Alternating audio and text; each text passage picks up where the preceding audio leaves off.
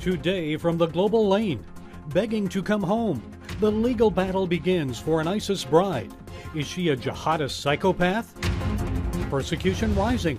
How this woman is bringing Christians and Jews together to combat it. Abortion on demand, infanticide, and racism ignored. This Florida state legislator is taking on her own party without apology. The Electoral College, not the Russians, sent Trump to the White House. Is it time to change our system of selecting a president? And it's all right here, right now, from the global lane. Huda Mathana, the Alabama woman who joined ISIS and wants to return to the United States, has started a legal fight. It's now underway for what she says are her rights as a U.S. citizen. But Secretary of State Mike Pompeo argues she's not a U.S. citizen because her father was a UN diplomat when she was born in New Jersey. The children of foreign diplomats aren't automatically granted citizenship when they're born in the USA. And Pompeo also says Mathana is a terrorist who would pose a risk to this country. Should Mathana be allowed to return home? Our next guest is here to weigh in on this and to discuss his new book, Jihadist Psychopath: How He is Charming, Seducing, and Devouring Us.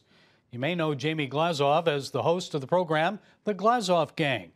Jamie, it's good to see you again. I'm assuming you'd think it would be crazy for Mathana to be allowed back in, but I'm sure you wouldn't be surprised if the judge rules in her favor. Why? Absolutely. Hey, great to be here. Thank you so much. Well, it's incredible what happens when the left controls the boundaries of our discourse, controls our culture, and controls so many institutions in our way of thinking. This is just incredible. You know, they call them these jihadi brides. A little bit uncomfortable even with that label. I mean, these are individuals that at the least stood there and stood by during gang rapes, slavery, torture, beheadings. These are war criminals that should be in a cage in front of some kind of a court and tried for war crimes and aiding and abetting, you know, literally genocide. This is just crazy. And she isn't even a U.S. citizen. I imagine you'd still feel the same even if she were one. Absolutely. You know, just even recently, a story, you know, that Robert Spencer covered at Jihad Watch, just really tragic stuff. But the documentation and the evidence coming out now that a lot of these jihadi brides were, you know, beating Yazidi slave girls with cables and whipping them, etc. And this is just only one story. One can just imagine what was going on for these poor sex slaves, these poor Yazidi girls, and these jihadi brides were sitting there and were complete. And again, I'm using a phrase, sitting there. We don't know everything that they were involved in and were complicit in. And they should be put on trial, and witnesses should also come forward. Those victims that survived should come forward. And these individuals should be put on trial, and they should be punished. Jamie, your book is called Jihadist Psychopath. So who's the psychopath here? Well, thank you very much, Gary. So look, a lot of times when people have not read my book recently, they're making all these bizarre criticisms in terms of trying to. The key that I want to say here is in no way am I trying to excuse jihadis for being, quote unquote, mentally ill. My key argument in the book is that what I learned, Gary, as I studied psychopaths throughout the years, is they have a certain program and step-by-step process in their totalitarian ambition and mechanism of taking over people's lives and devouring people. Their step-by-step program, I have learned, and why I wrote this book, is exactly what jihad and jihadis are doing to the West in terms of our own surrender. So there is a certain process that's going on. You see, psychopaths are experts at romancing and seducing their victims and then devouring their victims. Now, interwoven in that is a tactic of we are all alike tactic. We are just like you. And psychopaths are experts during the romance stage of saying that we are very much alike. You have to watch out for these kind of people in your own life, by the way, when you don't even know them. Now, Quick example, in terms of the Islamic supremacists and what they're doing in the West today. Look at the interfaith process, quote unquote. For instance, when MSA and CARE and ISNA, all these Muslim Brotherhood front groups and the interfaith exchange that they approach these gullible Christians who are just salivating and dying to be deceived. And they say to them, you love Jesus? We love Jesus. You respect Jesus? We respect Jesus too. We are so much alike. Now, the brave Christians that don't want to be seduced, that don't want to be deceived, will say immediately, did Jesus die on the cross? Is Jesus divine? Is Jesus of the member of the Holy Trinity? And then these deceivers will run away. But there's one tactic once he has you.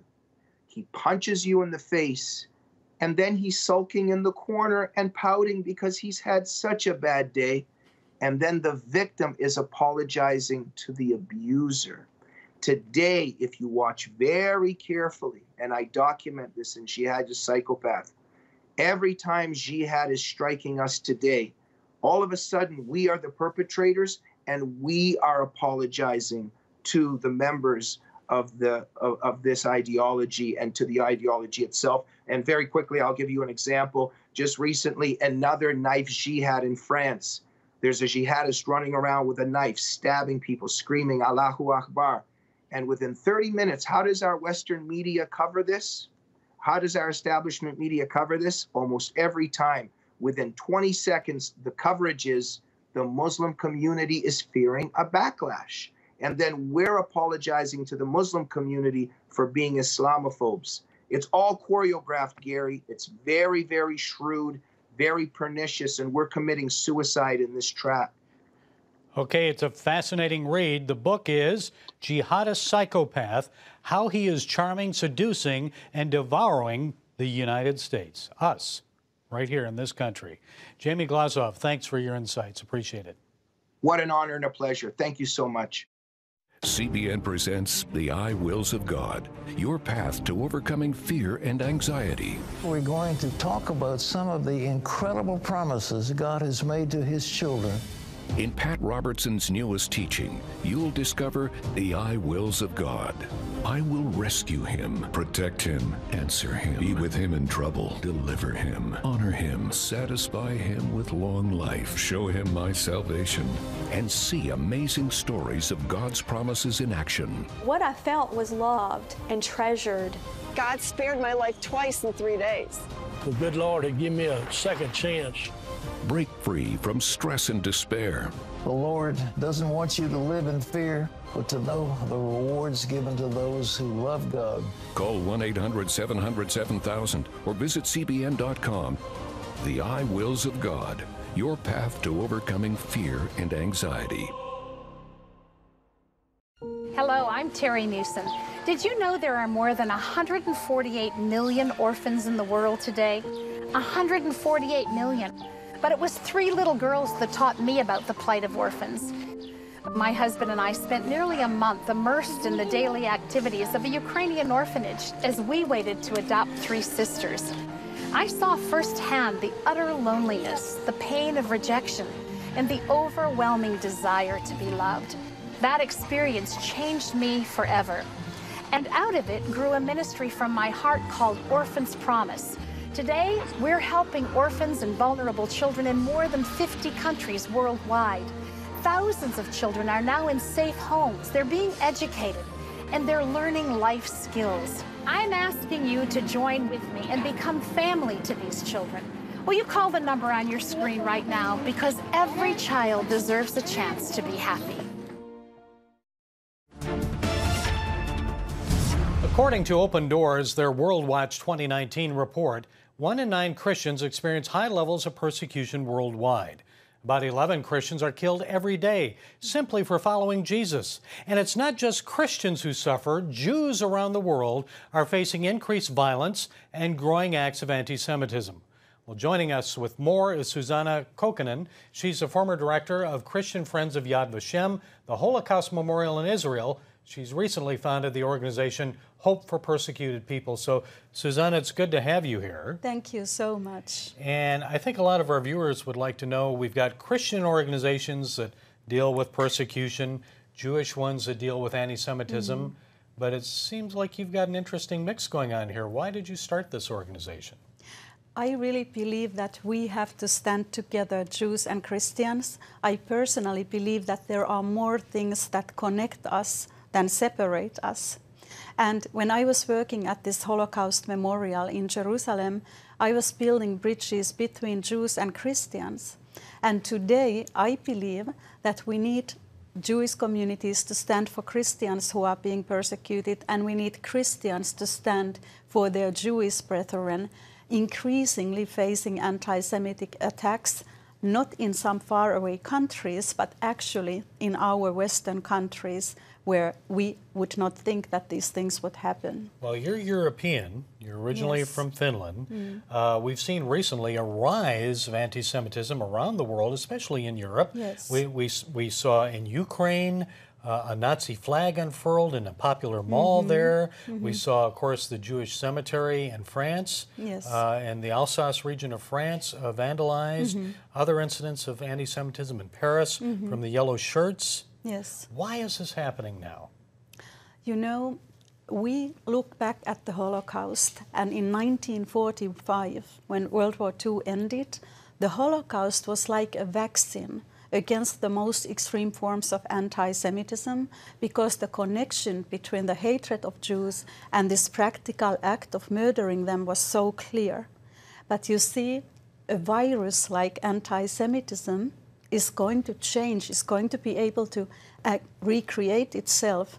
And I would say that that vaccine of the Holocaust is no longer effective. Right here in the halls of the U.S. Congress, Ilhan Omar, for a second time, she made some remarks that were considered anti-Israel, anti-Semitic even, where she said that members of Congress, some members of Congress, have dual allegiances, that they listen to a foreign power, and she was referring to Israel. Do you think that is anti-Semitism or just anti-Israel sentiment? I know that it's anti-Semitism because one way of expressing anti-Semitism is using ancient anti-Semitic accusations against the State of Israel. This is part of an intergovernmental definition of what is anti-Semitism. So this accusation of dual loyalty is such a very old accusation. We find it from the time of the Enlightenment, when religious anti-Semitism became kind of socio-economic envy. Jews have too much power, they are only loyal to other Jews, and so on. So for me, this is absolutely an anti-Semitic accusation. As Christians hear anti-Semitic remarks, when we see anti-Semitic acts, what is our responsibility? What should we do? How should we respond? You know, if I hear somebody speaking like that, and it's a group, and I'm the only person who disagrees, it's very difficult for me to make a stand. But I do believe that we find this in the Bible, that in such situations we are to speak up, at the very least, so people know that there is another way of looking at it. Speak for truth. Yes, exactly, speaking the truth.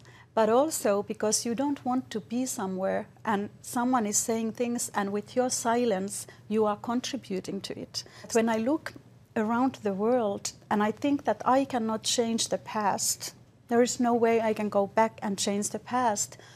But God is not asking me to change the past. God is asking me to change what I can today around me.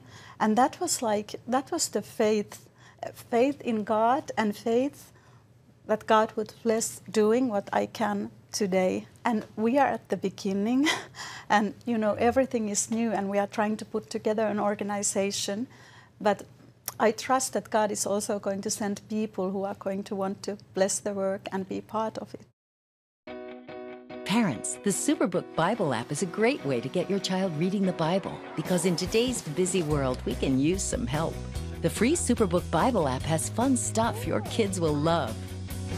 They'll have a blast learning the Bible, playing great games, watching cool videos, discovering heroes in the Bible.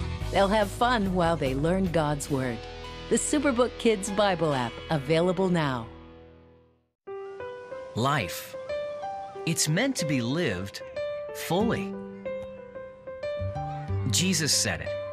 I came to give you life. Life to the fullest. Life in your family. Life in your finances. Life in your body, mind, and spirit. Life in your everyday.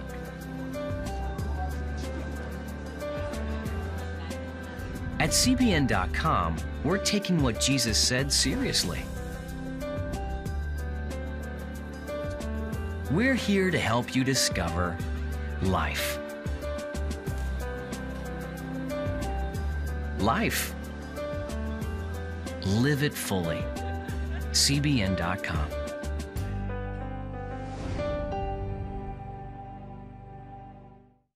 Discover the I wills of God.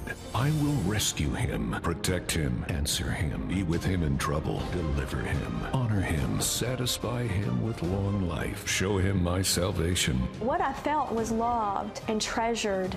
God spared my life twice in 3 days. The good Lord had given me a second chance. Call 1-800-700-7000 or visit CBN.com. The I wills of God, the latest teaching from Pat Robertson. A new Wall Street Journal NBC News poll finds that a growing number of Americans view the Democratic Party as being out of the mainstream on the issue of abortion. In 2015, just 4 years ago, only 34% of those polled thought the Democrat position was out of the mainstream. But the new poll finds the percentage has grown to 41%, a 7% jump in 4 years. However, 51% of those polled still believe Democrats are in the mainstream in their view of abortion. Well, joining us to discuss this social issue and more is Florida State Representative Kim Daniels. She's a Democrat from Jacksonville, Florida. Kim, thank you for being with us. Thank you for having me here. So what do you think of these poll numbers and results? Is your party out of the mainstream, or is it still in the mainstream on abortion? Well, I believe that the polls are pretty much correct because of the recent activities that have taken place with the laws that have passed, and a lot of times what goes on in the upper echelons of the party doesn't represent what the actual people feel. And in my community, we don't believe in abortion on demand. What's happening in Florida? Well, in Florida, we do have a bill that's coming up before the legislature that is called the Heartbeat Bill, and it actually declares that a baby is not just a lump of flesh or a fetus, but that's an actual live human being. So what do you think is going to happen with that? Is there a chance of it getting passed? I think it will pass. I believe it will pass. I know your governor would sign it, wouldn't he? Absolutely. We have a governor that would support that. And I think that with the boldness of what happened in New York, those who sat back and wouldn't say anything, they're speaking out now, because I believe that if they want to commit infanticide or kill babies after they're born and in the late stages of pregnancy, then in Florida, we need to do something now, because a little leaven leavens the whole lump, little foxes spoil the vine, and if you let these little things go by, sooner or later, we'll be to where New York is. You mind if we shift a little bit to race relations? I'd like to talk a little let's talk about race relations in the U.S. Now, I'm someone who is a child, just preteen, in the mid to late 60s in Flint, Michigan, marched in a civil rights movement, and I personally think that we've come a long way in race from those days. Now, I'm looking at it, obviously, from the perspective of a white man. What don't whites get about it? Have we come a long way, but where are we at right now? Well, we've come a long way, but I think we can't, it's not about the race, it's about categorizing racism on one side.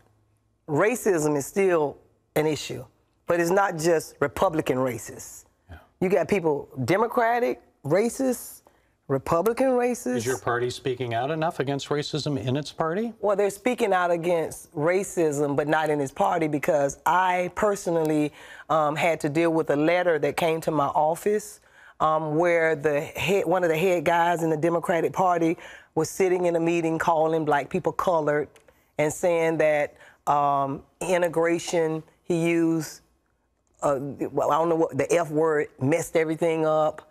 And it was pretty bold, and there were Democrats who hid that because of political reasons. And I was the one who did a letter to demand that he be removed because that kind of language and that it shouldn't be tolerated. Did anybody join you in that? In your party? No, but he still was removed. No, as a matter of fact, they didn't. So it's not about racism, it's about agenda. Racism is real. Just this week, I was in a department store shopping, you know, a big department store, and I went to the bathroom, and I had a dress on, and a woman came up to me and grabbed the tag and said, "Did you pay for this dress?" Oh, so, and then when I got out, it was a big store, and when I was in my car, and I was sitting there trying to GPS, and I looked up, I was surrounded by the police.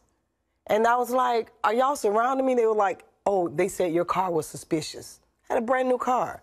So profiling, I have 21-year-old boys who go to college in the same city that I work in, and we have to have codes. And when the governor had his ball, I had my gown on. I had to run because my sons gave me a code. They were surrounded by the police. So there is a lot of profiling and things like that. How do we get away from that, Kim? We need to be real and deal with what the real issue is. It's not a Democratic issue. It's not a Republican issue. And it's a hard issue, is it not? It's a hard issue, and it's an environmental. We've created an environment where in the black community, leaders, not the people, if they can't deal with something, then they start calling people racist or sellouts or whatever, and that's not going to handle the problem. People are dying. Young men, I'm burying them. My son's friends are dying. A lot of negative stuff in our society today, but there's a lot of positive. And I know that God changed you. Although I was the fastest female sprinter in the nation in junior college, went to Florida State. I was on the fastest relay team in America at Florida State. All three of the girls on that track team went to the Olympics on that relay team. I went to the streets. I became a crack addict, a drug addict, a woman on the streets. And right now, I sit a few blocks from the same place that I used to smoke dope, wave down cars, and do everything ungodly that you're not supposed to do. And I'm a member of the House of Representatives. So I represent hope. Jesus rescued me from that life. You know, he taught me a better way in life. And I serve a real God who brought me out. So those who don't like it, they'll have to get over it because I ain't going nowhere. The point is we need to find a place to meet, whether it's Democrats against Democrats, Democrats against Republicans. No kingdom divided against itself will stand. Those people who say that they're so inclusive or exclusive, they exclude people like me. And it's time that people know that God is the one that we need to turn to. So it's all about heart and about America, not party. I love America. On a bad day, America is the best country in the world. Amen. Okay, Kim Daniels, thank you for joining us today. When you give, smiles grow bigger. When you care, homes are happier. When you comfort, the hurt goes away. When we all come together to love, miracles happen. Hello, I'm Terry Newsom. Did you know there are more than 148 million orphans in the world today? 148 million. But it was 3 little girls that taught me about the plight of orphans. My husband and I spent nearly a month immersed in the daily activities of a Ukrainian orphanage as we waited to adopt 3 sisters. I saw firsthand the utter loneliness, the pain of rejection, and the overwhelming desire to be loved. That experience changed me forever. And out of it grew a ministry from my heart called Orphans Promise. Today, we're helping orphans and vulnerable children in more than 50 countries worldwide. Thousands of children are now in safe homes. They're being educated, and they're learning life skills. I'm asking you to join with me and become family to these children. Will you call the number on your screen right now? Because every child deserves a chance to be happy. Hello? Is this thing on? Hey, kids, do you love games? Do you love discovering things? Well, do ya? Then you're gonna love this. It's the new free Superbook Kids Bible app. You can play games, watch videos, find answers to your questions, and a whole lot more. The new Superbook Kids Bible app. Free downloads available on iTunes and Google Play now. The big push is on, mostly by Democrats, to change our system of electing presidents here in the United States. 11 states, all blue, no red ones, by the way, and the District of Columbia have passed bills to join the National Popular Voter Interstate Compact.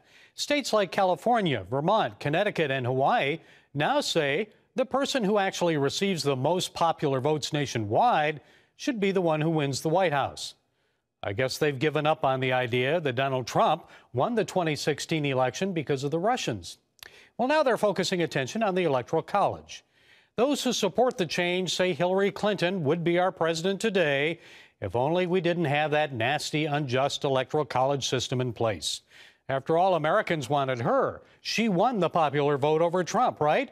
Well, let me explain why our founding fathers decided to go with the Electoral College system rather than the popular vote. This is for those of us who may have been a bit distracted in civics class.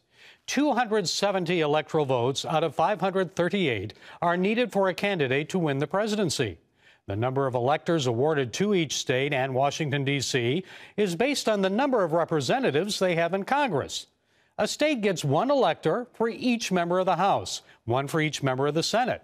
Thus, the largest state, California, has 55. Small states like Alaska, Montana, and Delaware, well, they only get 3. Well, think about this.